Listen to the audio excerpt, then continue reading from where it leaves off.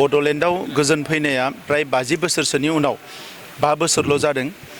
आगोलनि सरकारनि 17 बोसोराव बे गोजोनखौ लाबोनायनि बाथ्राखौ बिथांमोना सानाखैमोन आरो आगोलाव जाय सरकार दादोंमोन बिसोरनि समाव राष्ट्रीय हान्जाफ्रा सोरमोन बेखौबो बयबो मिथिगो।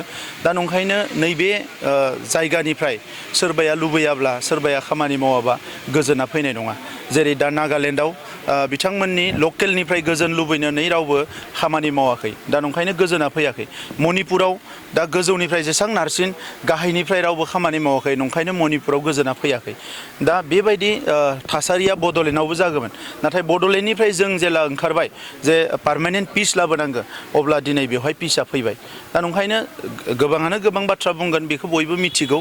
नाथाय फैबाय थानाय समाव बे गोजोना जे 40-50 बोसोर थानांगौ, 100 बोसोर, बिनि थाखायसो दा जों खामानि मावनांगौ। खामानिखौ मावनायनि उनाव सोर मा क्रेडिट लायै लाया बे खोथा गैया। बेवहाय जों जोनोम जादों, बेवहाय जोंनि आइ आफा रायजो राजा बयबो जों संसार जायो। बेवहायनो जोङो थांनाय थैनायनि बाथ्राखौ सानदों, बेवहायनो जों हारिखौ गायसननायनि बाथ्रा सानदों। स' नैबे ओनसोलखौ लानानै बयनिख्रुइ बांसिन सानस्रिनांगौआ जोंसो।